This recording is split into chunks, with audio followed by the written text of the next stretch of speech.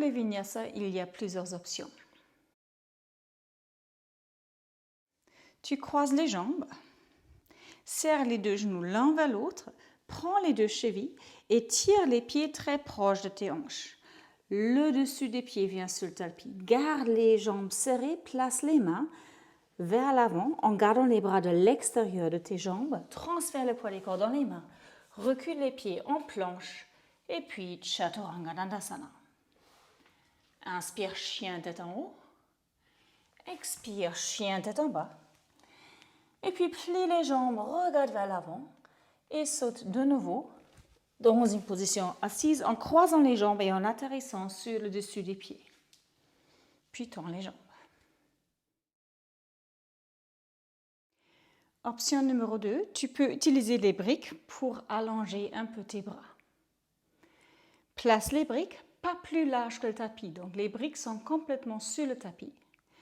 Croise les jambes, serre les deux genoux l'un vers l'autre, les deux contre la poitrine, les mains sur les briques. Les briques sont devant le bassin. Transfère le poids du corps vers l'avant pour soulever le bassin loin du sol. Tire les pieds vers l'arrière pour venir en Chaturanga Dandasana. Inspire, chien tête en haut. Expire, chien tête en bas. Et puis plie les jambes, regarde vers l'avant. Et soit tu sautes avec les jambes pliées vers l'avant ou tu essaies de sauter avec les jambes tendues. Souvent, ça prend plusieurs mois, voire années de pratique pour maîtriser les vinyasas. Quand on commence à pratiquer les vinyasas, quasiment tout le monde pense que ses bras sont trop courts, les jambes sont trop longues, les fesses trop lourdes. Alors voici quelques exercices qui peuvent t'aider à maîtriser ces transitions.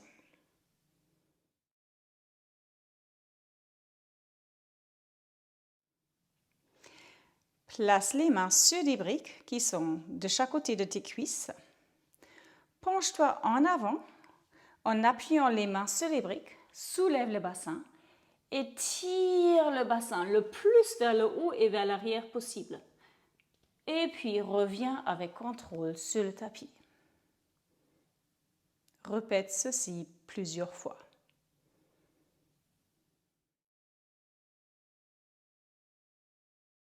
Si entre le côté droit et le côté gauche d'une même posture, tu ne souhaites pas faire un vinyasa complet, tu peux faire ce que l'on appelle un mini vinyasa. Croise les jambes, serre les deux genoux l'un vers l'autre et les deux contre la poitrine, devient très très compact. Place les mains sur les briques ou sur le tapis devant tes hanches. Regarde vers l'avant, penche-toi en avant pour soulever le corps tout en serrant les deux genoux l'un vers l'autre. Et puis, avec contrôle, reviens sur le tapis.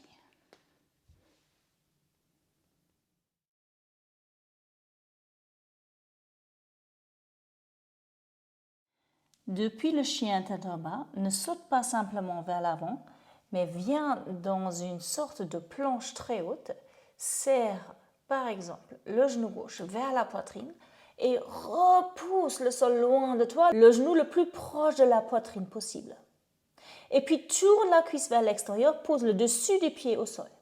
Garde le bassin très levé et lève l'autre genou vers la poitrine. Regarde vers l'avant.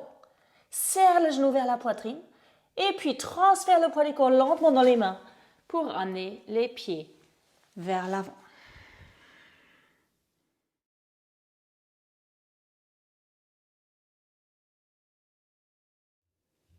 Si tu as pratiqué le saut en avant avec les jambes pliées pendant un petit moment, peut-être tu veux tester de sauter en avant avec les jambes tendues. Pour cela, depuis le chien tête en bas, plie les jambes, regarde vers l'avant.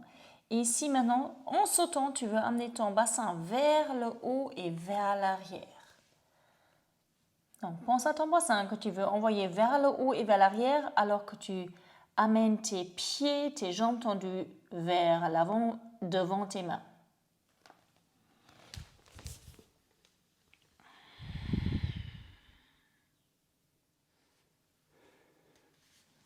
Peut-être au départ, en sautant avec les jambes tendues, tu restes encore accroché avec les talons au sol. C'est tout à fait normal. Donc tu peux peut-être trouver une solution en plaçant des mains sur les briques.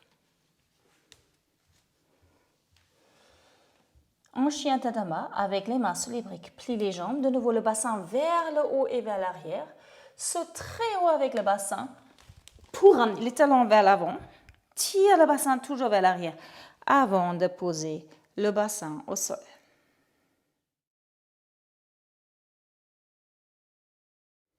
Pour le vinyasa, croise tes jambes, serre les deux genoux l'un vers l'autre, les deux contre la poitrine, place les mains devant le bassin. Reste très compact dans les jambes, penche-toi en avant pour soulever le corps et tirer les pieds en arrière pour venir en Chaturanga Dandasana.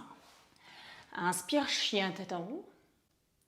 Expire, chien tête en bas.